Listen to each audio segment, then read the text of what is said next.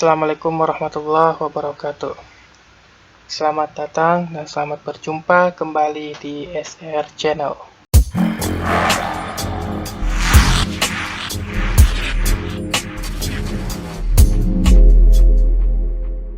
Baik, kita lanjutkan materi kita dalam mata kuliah Bahasa Indonesia.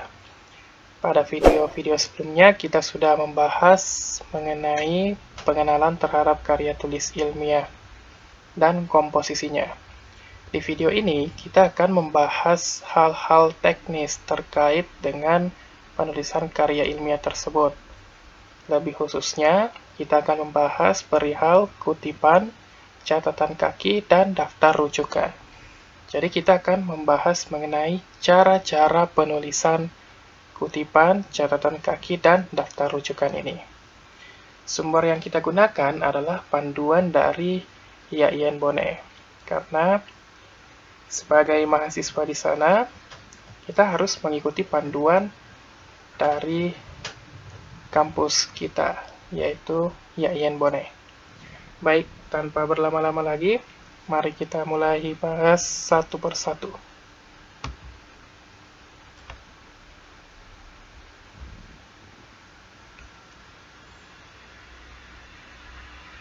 Kita mulai dari pendahuluan ya. Jadi dalam pembelajaran ini ada beberapa hal yang akan kita capai. Yang pertama, mahasiswa diharapkan dapat memahami dan mempraktikkan cara penulisan kutipan. Kemudian, kalian atau mahasiswa dapat memahami dan mempraktikkan cara penulisan catatan kaki. Dan yang terakhir, cara penulisan daftar rujukan. Jadi kita sesuaikan dengan materi kita pada hari ini. Kita mulai dari kutipan. Nah, apa itu kutipan? Di kutipan adalah suatu kegiatan menuliskan satu kalimat atau lebih dari karya tulis lain yang dapat dipertanggungjawabkan untuk tujuan memberikan ilustrasi atau memperkuat argumen penulis dalam penyusunan karya ilmiah. Nah, kutipan ini sering digunakan untuk memperkuat argumen dari penulis. Mengapa? Karena dalam karya tulis ilmiah itu tidak hanya berisi asumsi-asumsi dari penulis, melainkan harus didukung oleh data dan fakta. Nah, salah satunya adalah ini, kutipan, penggunaan kutipan dari ahli atau tokoh-tokoh tertentu yang memperkuat argumen dari penulis.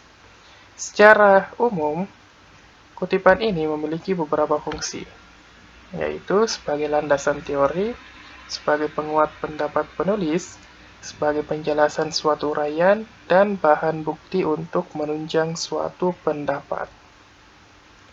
Dari beberapa fungsi ini dapat kita tarik kesimpulan bahwa tujuan utama dari kutipan adalah memperkuat argumen atau menunjang suatu pendapat.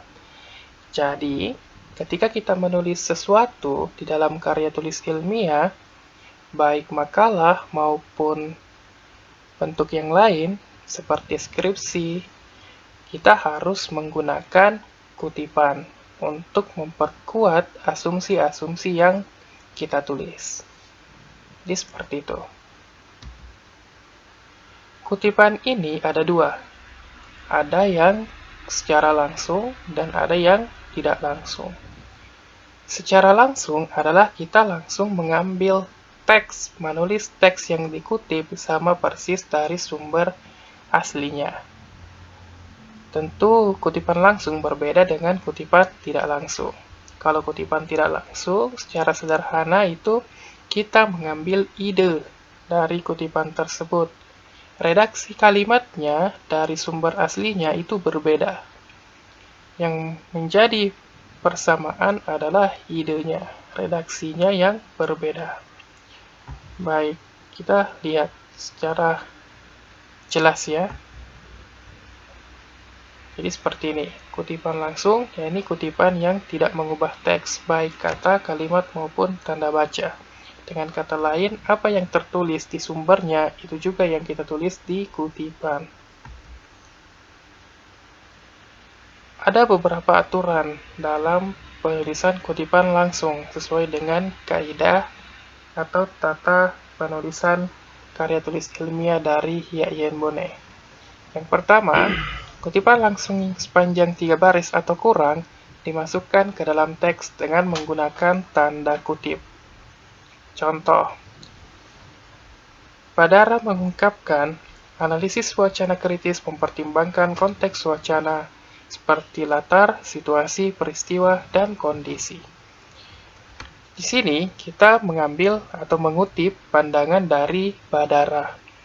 Kutipannya atau pandangannya itu kita beri tanda kutip. Dimulai di awal analisis, itu ada tanda kutip, kemudian di akhir kondisi, ada tanda kutip. Ini untuk yang 3 baris atau kurang. Kalau untuk lebih, wujudnya seperti ini. Yang terdiri atas 4 baris atau lebih ditulis terpisah dari teks dengan jarak exactly 12 pt dan spacing before 6 pt serta spacing after 6 pt. Mengenai hal teknis ini, kita sesuaikan di Microsoft Word. Jadi kita atur memang dengan jarak-jarak seperti ini. Tanda kutip tidak digunakan dan diketik dengan jarak 1 cm dari margin kiri. Bila dalam kutipan terdapat alinea baru, maka first line-nya diketik dengan jarak 1,25 cm dari margin kiri. Dengan kata lain, alinea baru tersebut diketik menjorok ke dalam, membentuk alinea yang baru. Contoh, ini ada contohnya. Kita akan mengutip satu papaseng atau contoh papaseng. Maka kutipan tersebut itu ditulis terpisah dari teksnya. Kemudian mengikuti ketentuan-ketentuan yang ada. Jadi kalian bisa melihat contoh ini. Jadi seperti ini wujud dari penulisan kutipan langsung. Tadi ada yang 3 baris ke bawah, ini yang 4 baris ke atas. Kemudian, aturan selanjutnya, untuk menunjukkan adanya bagian tertentu dari teks yang dilangkahi atau dibuang dalam kutipan, maka digunakan tanda elipsis. Kemudian jika teks yang dilangkahi itu satu alinea atau lebih, maka digunakan elipsis sepanjang 1 baris penuh. Jika sebelum alinea yang dilangkahi masih ada bagian alinea yang sebelumnya ikut dilangkahi, maka bagian yang dilangkahi ditandai dengan 1 elipsis. Selain itu, jika sebelum kalimat yang dilangkahi itu terdapat tanda baca, maka tanda baca itu diletakkan persis setelah huruf terakhir sebelum kalimat yang dilangkahi. Demikian juga jika terdapat tanda baca sesudah kalimat yang dilangkahi, maka tanda baca itu diletakkan sesudah tanda elipsis. Nah, kita bisa lihat contohnya. Para pejabat pemerintahan kita sekarang ini bisa disamakan kedudukannya dengan para manajer di Amerika Serikat.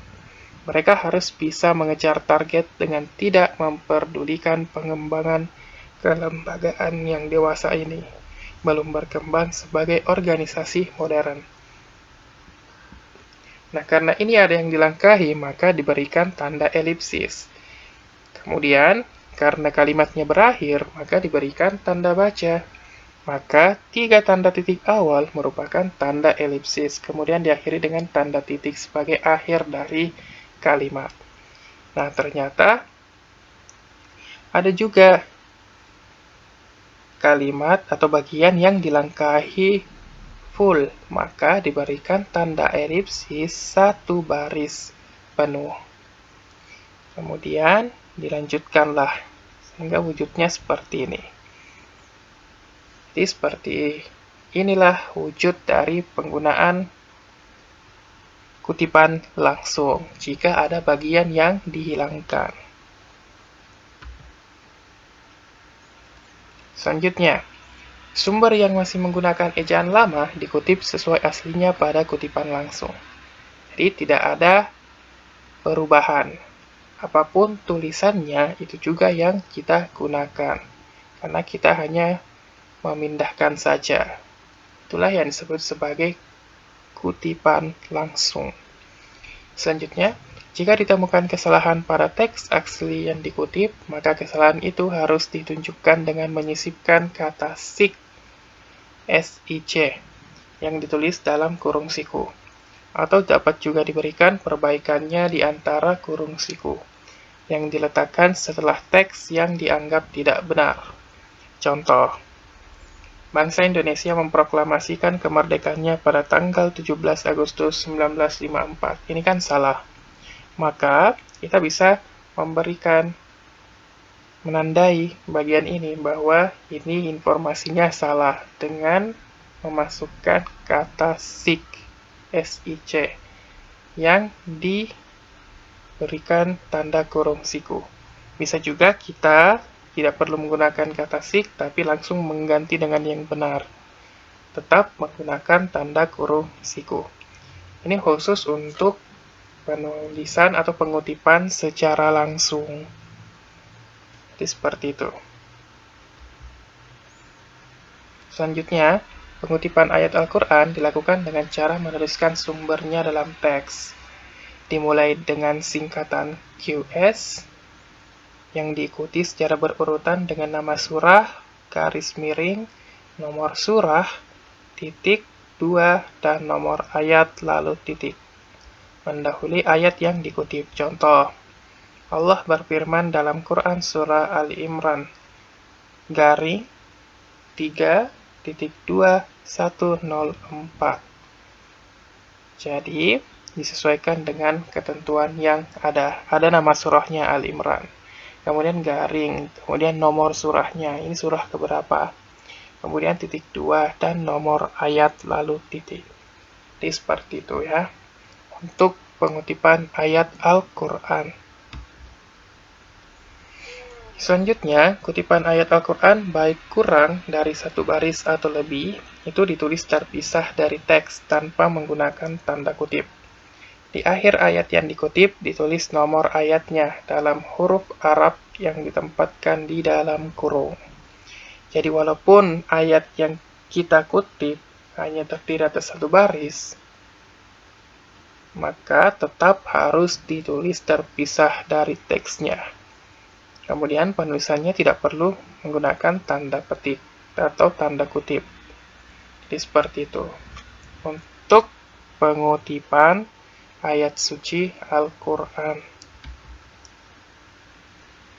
Selanjutnya, terjemahan ayat Al-Quran walaupun hanya terdiri atas satu baris saja, juga ditulis terpisah dari teks dalam satu alinea tersendiri. Ini ketentuan teknisnya. Ditulis dengan jarak baris exactly 12 pt dan spacing before 6 pt. Serta spacing after 6 pt diketik dengan jarak 1 cm dari margin kiri.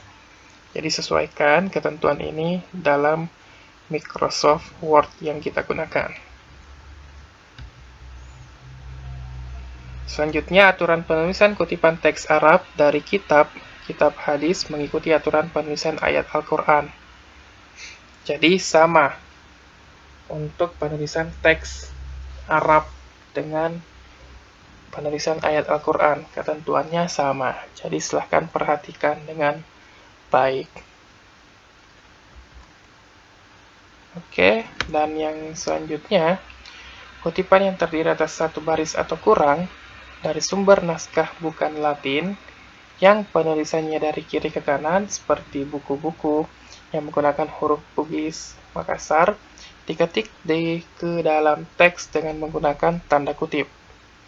Jika bagian yang dikutip lebih dari satu baris, maka kutipan tersebut diketik terpisah dari teks dengan jarak exactly 12 pt dan spacing before 6 pt, serta spacing after 6 pt diketik dengan jarak 1 cm dari margin kiri.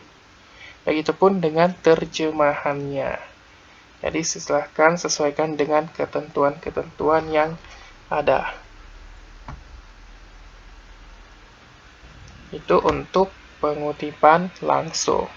Nah, kalau dalam penulisan karya tulis ilmiah, dalam pandangan saya, pengutipan langsung itu hendaknya dihindari. Mengapa? Karena hal itu bisa saja dianggap sebagai bentuk plagiasi atau plagiat. Yang lebih aman, kita gunakan teknik pengutipan tidak langsung. Mengapa? Karena dalam teknik ini kita hanya mengambil idenya saja. Sementara redaksi kalimatnya ya kita susun sendiri. Maka kutipan tidak langsung ini disebut juga dengan teknik parafrase atau parafrasa. Ini seperti itu. Kutipan tidak langsung adalah kutipan yang menyajikan gagasan dengan cara menyatakan kembali gagasan tersebut dengan kalimat atau gaya bahasa sendiri. Kutipan ini, aturan teknisnya dapat disesuaikan ya, yaitu diketik dengan jarak exactly 24 pt dan marginnya sama dengan margin teks biasa. Jadi dia tidak perlu lagi dipisah-pisah. Langsung disambung dari teks sebelumnya. Misal, sejalan dengan pendapat tersebut, Pradopo mengungkapkan bahwa majas merupakan unsur kepuitisan yang dapat menyebabkan karya sastra menjadi menarik, menimbulkan kesegaran hidup, dan menimbulkan kejelasan gambaran angan. Nah, jika kalian perhatikan, di sini di antara contoh-contoh yang ada, itu ada angka yang ukurannya kecil. Nah, jadi ini di akhir tiap kutipan. Ini nantinya akan kita bahas di penulisan catatan kaki. Nah, jadi ini teknik anotasi yang digunakan. Baik, kita lanjut ya. Itu untuk jenis-jenis kutipan. Jadi ada dua, ada kutipan langsung dan ada kutipan tidak langsung. Yang saya sarankan digunakan adalah kutipan tidak langsung atau parafrasa. Apalagi untuk tugas akhir kalian di semester ini. Untuk UAS-nya, saya sarankan ketika kalian mengutip pandangan tokoh, itu gunakan teknik pengutipan tidak langsung. Ambil idenya, rangkai kalimatnya sesuai dengan kepentingan kalian, atau sesuai dengan bahasa kalian. Jadi seperti itu. Nah, selanjutnya tentang catatan kaki. Catatan kaki ini adalah keterangan-keterangan atas kutipan dalam teks yang ditempatkan pada kaki halaman teks yang bersangkutan dan dipisahkan oleh sebuah garis separator. Nah, jadi seperti yang lain, ini juga memiliki tujuan penggunaan. Yang pertama, menunjukkan dan menjelaskan referensi atau sumber pernyataan yang ada dalam teks. Yang kedua, menjadi ruang bagi penulis untuk memberikan komentar insidental yang dipandang penting atau menegaskan dan menilai pernyataan yang dibicarakan dalam teks. Yang ketiga, menunjukkan referensi silang atau sumber lain yang membicarakan hal yang sama. Biasa disebut catatan kaki isi atau content footnote. Jenis catatan kaki ini biasanya menggunakan kata-kata lihat, bandingkan, dan uraian lebih lanjut dapat dilihat dalam, dan sebagainya. Nah, ini biasanya ada dalam buku-buku ya. Biasanya kalau ada pandangan atau ada kutipan, kemudian diberikan tanda catatan kaki, ketika kita lihat sumbernya di bawah, di bagian catatan kakinya, itu ada referensi silang atau cross-reference. Biasanya di situ kita diarahkan untuk lihat atau bandingkan dengan ini, misalnya. atau uraian lebih lanjut dapat dilihat dalam ini, dan sebagainya. Itu tujuan ketiga dari penggunaan catatan kaki. Yang keempat, menyatakan ucapan terima kasih kepada pihak-pihak tertentu terkait dengan sebuah pernyataan atau kutipan dalam teks. Jadi itu ya beberapa tujuan dari penulisan catatan kaki. Nah, catatan kaki ini adalah salah satu teknik anotasi. Kita kenal dua jenis teknik anotasi. Ada yang berupa footnote atau catatan kaki, dan ada juga yang berupa endnote. Perbedaan keduanya, kalau catatan kaki itu kita hanya menuliskan angka kecil di akhir pernyataan. Kemudian kita tuliskan referensinya atau sumbernya di bagian bawah setiap halaman, di mana ada angka-angka kecil itu. Kalau endnote, kita langsung menggunakan atau pengutipan yang kita lakukan itu menyertakan sumbernya di setelah teks kutipan. Biasanya ditandai dengan penggunaan tanda kurung. Misalnya, Ali dalam kurung 2015 balas kurung mengungkapkan bahwa bla bla bla bla. Atau gaya bahasa adalah unsur yang sangat penting dimiliki dalam sebuah karya sastra. Dalam kurung, Rahmat Djoko Pradopo, 2017, balas kurung. Yang berada di dalam kurung tersebut adalah sumber atau referensi dengan teknik penulisan endnote. Kalau endnote atau footnote itu langsung saja diberikan angka kecil di akhir tiap pernyataan. Nah, sumbernya nanti dituliskan di bawah halaman. Jadi seperti itu perbedaannya. Kemudian, cara penulisan catatan kaki dalam panduan Yak Bone memiliki beberapa aturan. Kita lihat yang pertama, catatan kaki ditempatkan berdasarkan urutan numerik dengan diberi nomor sesuai dengan nomor pernyataan terkait dalam teks. Urutan penomoran bermula pada awal setiap bab. Jadi, misal dalam bab 1 itu ada 10 catatan kaki, maka kita urutkan dari halaman pertama sampai halaman kesekian di bab 1, dari nomor 1 sampai nomor 10 catatan kaki. Kemudian setelah berlanjut ke bab 2, kita mengulang lagi nomornya, nomor 1 lagi. Kita tidak melanjutkan. Nah, jadi itu aturannya. Penomorannya itu per bab. Jadi, misal di bab 1 ada 5, maka 1 sampai 5. Di bab 2 ada 3, maka 1 sampai 3. Di bab 3 ada 4, maka 1 sampai 4 penomorannya. Begitu seterusnya, setiap bab. Contohnya ada di sini. Fazlur Rahman, Islam, New York, dan sebagainya. Jadi ada nama penulis, tidak perlu dibalik ya. Ini yang membedakan catatan kaki dengan daftar rujukan nanti. Kemudian koma, ada judul bukunya apa? Islam, ditulis miring. Kemudian tanda kurung, New York, tempat penerbit. Kemudian titik 2, penerbitnya apa? Koma, tahun terbitnya, balas kurung, koma, halaman berapa. Ini seperti itu aturan penulisan catatan kaki. Aturan selanjutnya, jarak baris kedua dan baris-baris selanjutnya dari tiap catatan kaki sejajar dengan atau kembali ke awal margin kiri. Jadi contohnya di sini antara baris pertama dan baris kedua itu membentuk sebuah alinea. Dengan kata lain, baris pertama itu agak masuk ke dalam. Aturannya sama.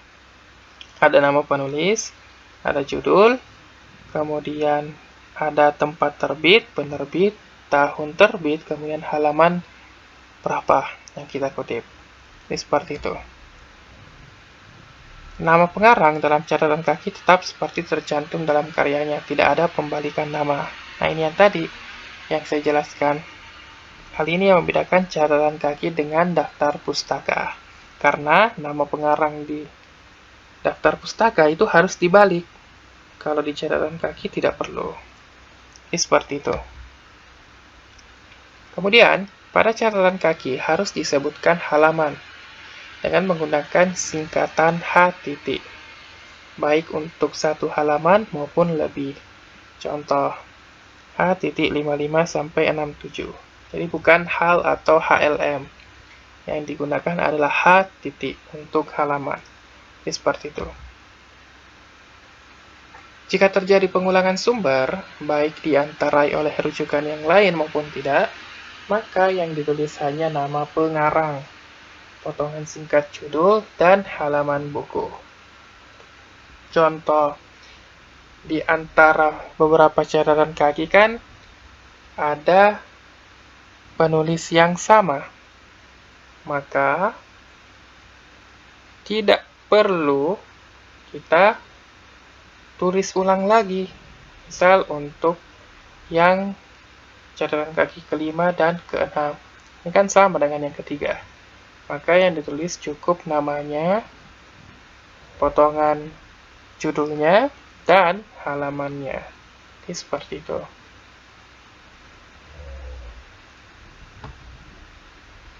Nah, jadi itu cara penulisan catatan kaki. Ini aturan teknis dalam penulisan catatan kaki sesuai dengan panduan penulisan karya tulis ilmiah Yayan Bone. Selanjutnya, kita akan melihat bagaimana penulisan daftar rujukan. Ini yang penting. Daftar rujukan adalah daftar yang berisi identitas beberapa buku, artikel, dan bahan-bahan lainnya yang dijadikan rujukan dalam karya tulis ilmiah. Tentunya, kita dalam menulis karya ilmiah, makalah maupun yang lain itu harus menggunakan teori-teori yang mumpuni. Teori-teori tersebut tentunya diperoleh dari beberapa buku, artikel, maupun bahan yang lain. Ketika kita menuliskan artikel-artikel atau buku-buku tersebut, kita mengutip, maka kita harus menyertakan sumbernya. Mengapa? Karena ketika kita tidak menyertakan sumbernya, hal itu dianggap sebagai bentuk plagiasi atau mencuri ide orang lain. Itu tidak dibenarkan dalam kehidupan akademisi. Jadi hindari hal itu. Tulislah rujukannya, tulislah sumbernya. Maka dalam penulisan makalah maupun karya tulis ilmiah lainnya perlu untuk diperadakan daftar rujukan. Kaidahnya ada beberapa macam ya, sesuai dengan aturan di Yayan Bone. Yang pertama, daftar rujukan disusun berdasarkan urutan abjad dari nama terakhir pengarang setiap karya rujukan. Nama pengarang yang dimaksud mencakup nama orang, badan, lembaga, organisasi, panitia, dan sebagainya yang menyusun karya tersebut. Contoh, ini ada penulis yang bernama Taufik Adnan Amal, maka dia harus dibalik namanya. Ketika penulisnya terdiri atas 3 kata, maka kata terakhir dibawa ke paling depan. Kemudian diberikan koma. Setelah itu, nama pertama dan kedua dituliskan. Itu untuk yang 3 kata namanya. Kalau yang 4 kata, ya ambil 1 kata terakhir yang paling akhir bawa ke depan. Kemudian 1, 2, 3 dituliskan berurutan. Ini seperti itu. Misal, penulisnya bernama bernama Taufik Adnan Buyung Amal. Maka dituliskan Amal, Taufik Adnan Buyung. Jadi seperti itu. Yang diambil ke depan hanyalah kata terakhir dari namanya. Setelah itu, setelah nama, ada judul buku atau judul artikel. Itu harus dicetak miring atau ditulis miring. Titik, kemudian ada kota tempat terbitnya buku tersebut. Titik 2, ada penerbitnya, dan koma tahun terbitnya buku itu. Untuk penulisannya harus diurut secara alfabet. Dimulai dari A sampai Z. Seperti itu ya. Daftar rujukan diketik dari margin kiri, dan jika lebih dari satu baris, maka baris kedua diatur mencorok ke dalam indent sepanjang 1,25 cm. Nah, ini juga yang membedakan penulisan daftar rujukan dengan penulisan paragraf. Kalau di paragraf yang masuk ke dalam adalah baris pertama, maka di penulisan daftar rujukan yang masuk ke dalam itu baris selanjutnya, atau baris kedua, ketiga, keempat, dan seterusnya. Misal, panjang ya, misalnya kalau daftar rujukannya panjang. Tapi kalau tidak, kalau hanya satu baris, maka itu tidak kelihatan. Kalau lebih dari satu baris, maka akan seperti ini wujudnya. Kemudian, seperti halnya dalam catatan kaki, gelar akademik tidak digunakan dalam penulisan daftar rujukan. Jadi, kalau penulis buku yang kita kutip itu menggunakan gelar akademik, ketika dituliskan daftar rujukannya, gelar akademik tersebut dihilangkan. Kita hanya menuliskan namanya saja. Di sini ada contohnya. Ini kan Profesor Sugiono. Tapi kita tidak menggunakan profesornya, kita cukup gunakan namanya saja. Ada nama, titik, judul buku, cetak miring, kemudian titik, Bandung, kota tempat terbitnya, titik 2, alfabeta, nama penerbitnya, koma, tahun terbit, 2018, dan diakhiri dengan tanda titik. Nama penulis yang lebih dari satu kata ditulis nama akhirnya diikuti dengan tanda koma, kemudian nama depan yang diikuti dengan nama tengah, dan seterusnya. Nah, ini yang seperti yang saya jelaskan sebelumnya. Kalau namanya panjang, nama penulisnya panjang, maka nama terakhir yang ditulis di awal. Kemudian, berikan tanda koma, setelah itu tuliskan nama di awal tadi. Kata pertama, kedua, ketiga, dan seterusnya. Jadi cukup ambil kata terakhir dari namanya dibawa ke depan. Jadi seperti itu. Bisa kalian lihat di contoh ini.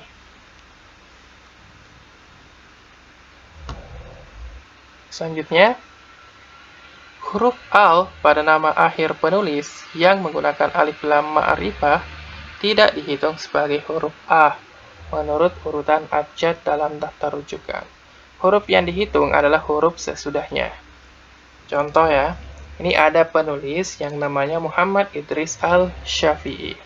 Ketika kita tuliskan daftar rujukannya, maka kita gunakan Al-Syafi'i, Muhammad Idris. Akan tetapi, ketika kita urutkan, kita tidak mulai dari Al atau A ya, tapi kita mulai dari S, karena namanya Syafi'i. Dengan kata lain, daftar rujukan ini kita letakkan di kelompok S. Jadi seperti itu. Jika ada dua atau lebih karya tulis dari pengarang yang sama, maka karya dengan tahun penerbitan paling awal yang ditempatkan lebih awal. Dalam penulisan karya berikutnya, itu nama penulis tidak perlu lagi disebutkan, akan tetapi diganti dengan garis bawah sepanjang 7 karakter. Nah, wujudnya seperti ini. Di contohnya, silahkan perhatikan dengan baik. Ini kan ada beberapa bukunya dari Harun Nasution yang kita kutip.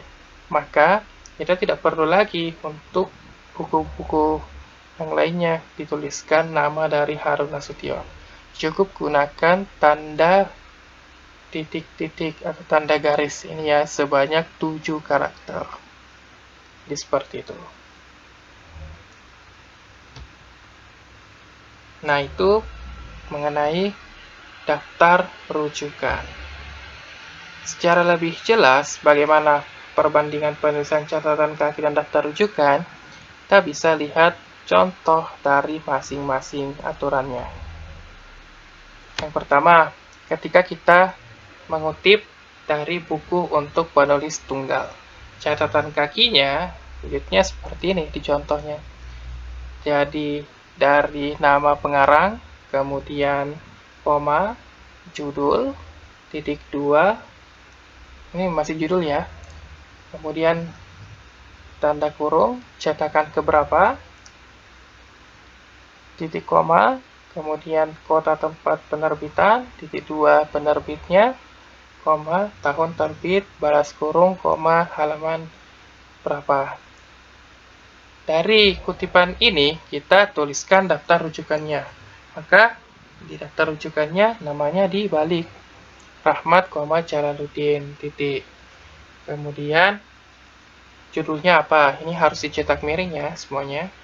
Kemudian titik, cetakan keberapa. Titik, koma, kemudian kotanya. Titik 2, penerbitnya. Koma, tahun terbit. Ini seperti itu untuk yang penulis tunggal. Kalau untuk dua penulis, jadi wujudnya seperti ini. Silahkan kalian perhatikan di contohnya. Jadi yang dibalik hanyalah nama dari penulis pertama. Kalau untuk daftar rujukan. Untuk penulis kedua tidak perlu dibalik. Jadi seperti itu.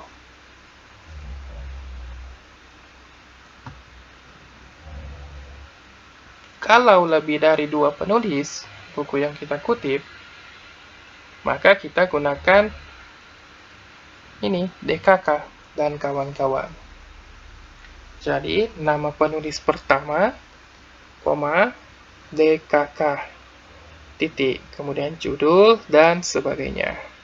Ini seperti itu. Ini untuk yang lebih dari dua penulis. Kan biasanya kita lihat buku itu tidak hanya ditulis oleh satu orang saja. Bisa 2, 3, 4, 5, dan seterusnya. Maka ketika jumlah penulisnya ada lebih dari 2, maka kita gunakan ini, aturan ini, DKK. Oke ya.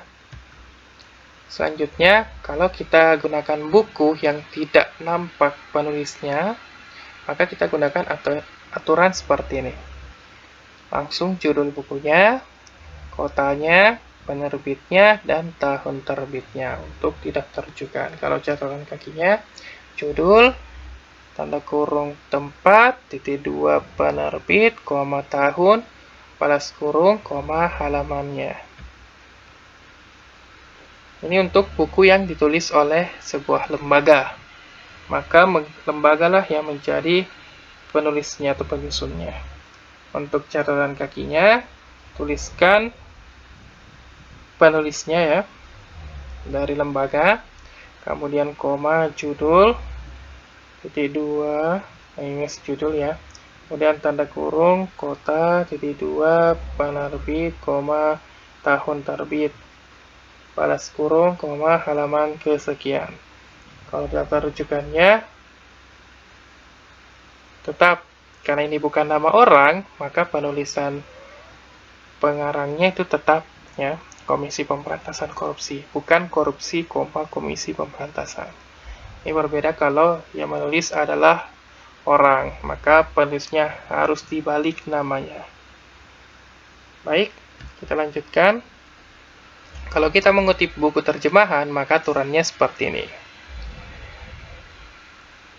Ada nama, kemudian judul, kemudian terjemahan dari siapa yang menulisnya, kemudian nama bukunya juga, dan kota tempat terbit, ada penerbit, tahun, serta halaman. Begitupun dengan daftar rujukannya. Jadi nama dibalik, judulnya, judul awal ya, judul buku yang diterjemahkan, kemudian terjemahannya apa, kota tempat penerbitan, penerbit, dan tahun terbit.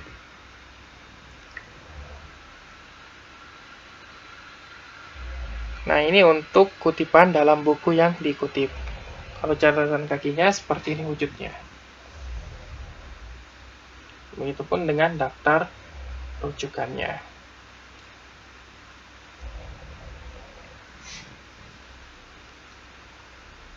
Oke ya, kita lanjutkan. Kalau kita mengutip dari artikel, karena tidak selamanya kita hanya menggunakan buku. Bisa saja kita gunakan artikel jurnal. Maka aturannya seperti ini. Untuk catatan kakinya, nama, kemudian koma, tanda petik, judul artikelnya, kemudian tanda petik, koma, nama jurnalnya. Itu harus dicetak miring, koma, volume keberapa, koma, nomornya, koma, tahun terbitnya, dan halamannya. Kalau di daftar rujukan, yang nama dibalik, judul artikel tidak dicetak miring ya, tapi diberikan tanda petik atau tanda kutip. Kemudian yang ditulis miring adalah nama jurnalnya, volume, nomor, dan tahun terbit. Kalau artikel, laporan, liputan, atau berita, maka aturannya seperti ini. Bisa kalian lihat secara saksama.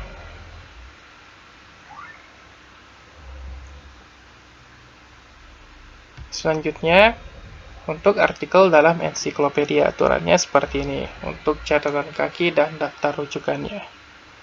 Silakan perhatikan dengan baik. Begitupun dengan artikel dalam surat kabar. Aturannya seperti ini.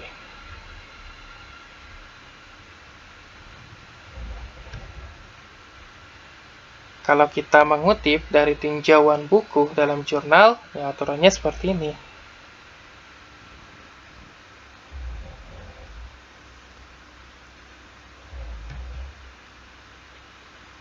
Kalau ini dalam sebuah surat kabar, aturannya seperti ini.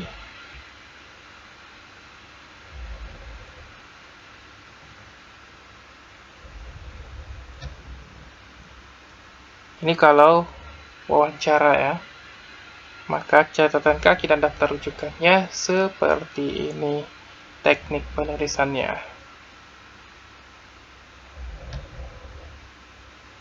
Nah, ini juga ketika kita mengutip dari skripsi, tesis, maupun disertasi.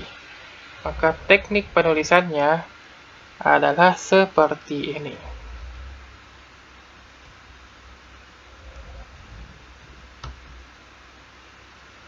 Ini untuk laporan penelitian. Ketika kita mengutip sesuatu dari laporan penelitian, maka wujud catatan kaki dan daftar rujukannya ya seperti ini. Silakan diikuti panduannya. Nah, jadi ada banyak ya aturan-aturannya. Ini untuk makalah, kertas kerja, dan naskah presentasi. Jadi, ikuti saja aturannya. Ini dari manuskrip.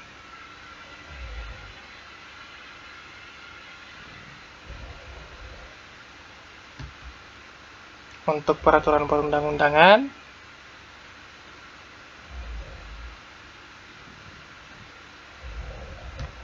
dan yang selanjutnya dari internet.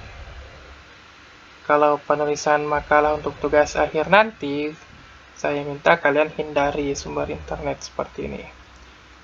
Kita cari buku-buku pertamanya untuk tugas kalian. Seperti itu. Oke, jadi itu mengenai materi kita terkait dengan hal teknis. Kutipan, catatan kaki, dan daftar rujukan. Kalau ada yang ingin ditanyakan, silahkan tinggalkan jejak di kolom komentar. Bisa juga via grup ya bertanyanya, atau japri ke saya langsung. Baik, saya pikir demikian materi kita. Cukup singkat ya. Dan untuk lebih jelasnya, untuk memahami hal teknis ini terkait aturan penulisan kutipan, catatan kaki, dan daftar rujukan, silakan kalian unduh panduan dari Yayan Boneh di deskripsi video ini. Oke, sampai bertemu lagi. Saya akhiri dengan ucapan wabillahi taufiq wal hidayah. Assalamualaikum warahmatullahi wabarakatuh.